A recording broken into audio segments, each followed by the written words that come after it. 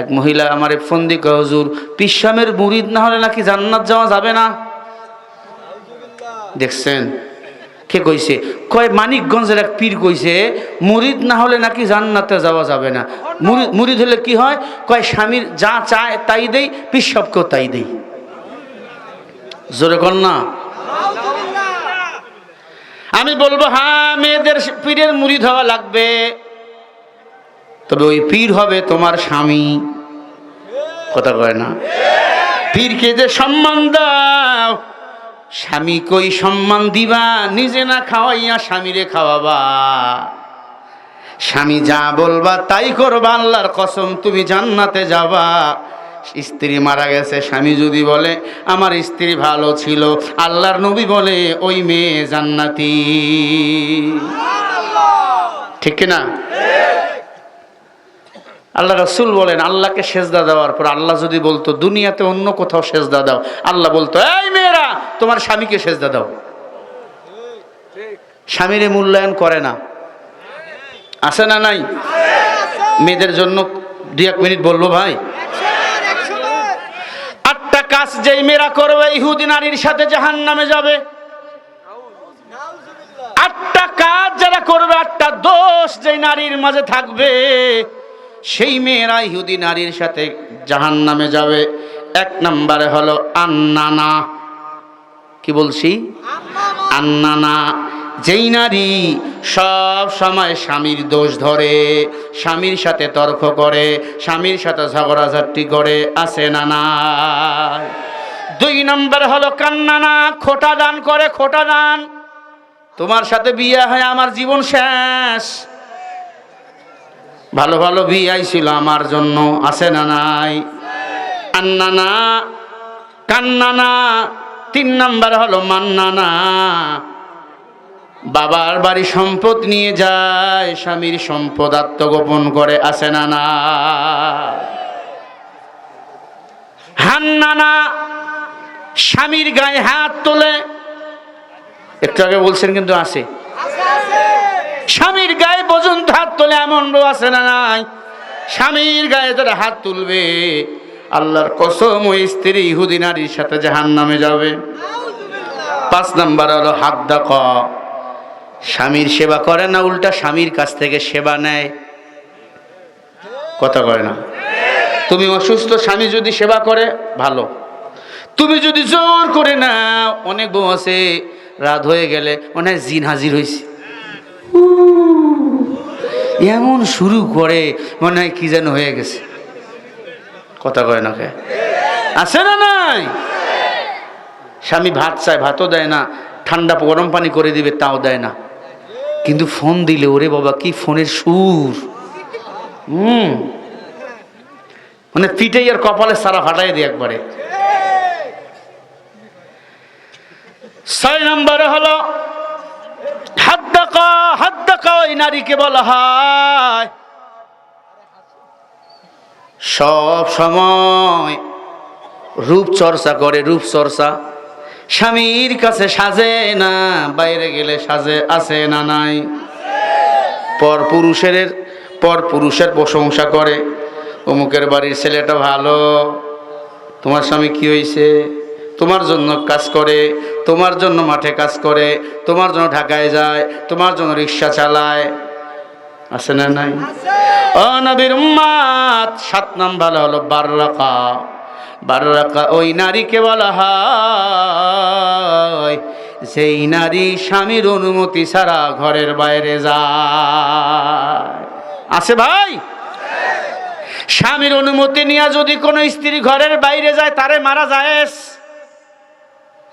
মা বাবার সেবা যদি না করে মারা যায়, নামাজ যদি না পড়ে মারা যায়, পরকিয়া করলে মারা যায়। এই 4 কারণে মেয়েদের মারা যায়। তবে 4 জায়গায় মারা হারাম। 1 নম্বর মুখে, 2 নম্বর বুকে, 3 নম্বর পিঠে, 4 নম্বরে মাথায়। মুখে ভালোবাসবেন, কপালে চুমা দিবেন, গালে চুমা দিবেন, ঠোঁটে চুমা দিবেন, নিচের ঠোঁটে চুমা দিবেন, আল্লাহ ছোট ছোট গুনাহ মাফ করে দিবে। স্ত্রীকে বুকে জড়ায় নিবেন, স্ত্রীর মাথায় হাত বুলাবেন, স্ত্রীর মাথার মধ্যে তেল দিয়ে দিবেন, চুলগুলো বিনি করে দিবেন। মেয়েরা কিন্তু খুশি, হুজুর আমাদের মন মতো ওয়াজ শুরু করছে। আয় মুসলমান, মেয়েদের 4 জায়গায় মারা হারাম। 1 নাম্বার মুখে, বুকে, পিঠে, মাথায়, এই 4 জায়গায় মারা কি? অনেকে আছে বউরে ঘুষি দিয়া ঠোঁট ফাটাইয়া দেয়। নবীজি বলে আংফুল মিনা লেভেল, আংফুল মানে ঠোঁটে বেলেন মানে উট। বউরে ঘুষি দিয়া যদি কেউ ঠোঁট ফাটায় একটা উট জরিমানা দেওয়া লাগবে।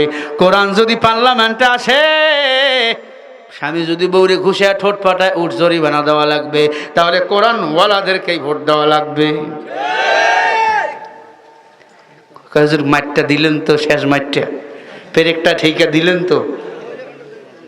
তবে মহিলারা এবার কোরআনওয়ালাকেই দেখবে। আরে কথা কয় না কে? শেষ করে দেই না দেই?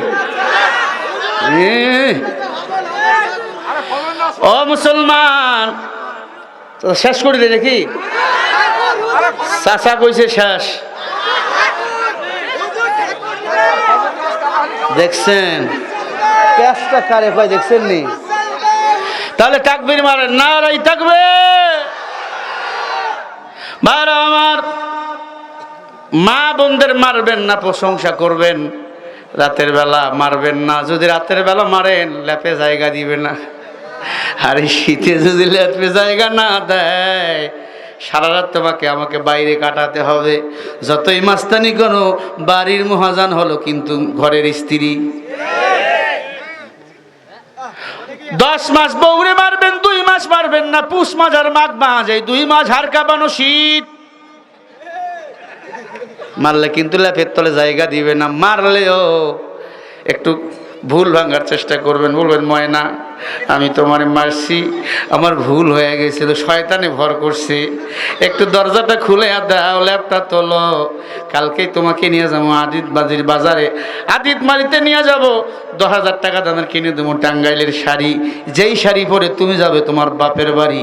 কালকে মিষ্টি কিনে নিয়ে আসবো, 2 কেজি গরুর মাংস নিয়ে আসবো, এমন ক্রিম নিয়ে আসবো, তোমার কাছে দুনিয়ার নায়িকারা কিছু না, তুমি আমার নায়িকা।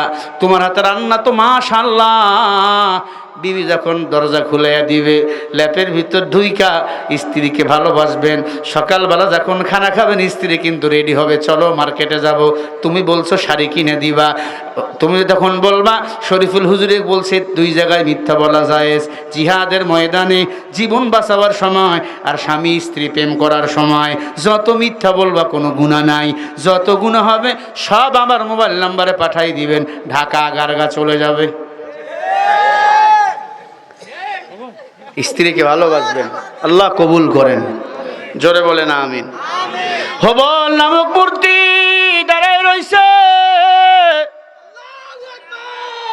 আল্লাহর হাবিব ডাক দিয়া বলে, আল্লাহ মূর্তিকে কথা বলা। মূর্তির ভিতর জিবরিল আমিন প্রবেশ করছে। আল্লাহু আকবার বলেন। মূর্তির জবান খুলে গেল, মূর্তি বলে সালাম সালাম সালাম ইয়া হাবিবি ইয়া আরাবি মুহাম্মদ ইবনে আব্দুল্লাহ মুহাম্মদ আরবি ওয়াল আযাম। ওগো নবীজি, আপনি আল্লাহর পয়গম্বর। কেউ আপনারে মানুক না মানুক, আমি হবল মূর্তি বলে দিলাম আপনি আল্লাহর পয়গম্বর। জোরে বলেন আল্লাহু আকবার। আবু জেহেল দাঁড়ায় গেল, কেমনে সম্ভব? সবাই দাঁড়িয়ে গেল, ডাক দিয়া কে আবু জেহেল তুমি কি পড়বা? কয় না, আমি জানি মুহাম্মদ সত্য। আল্লাহু আকবার।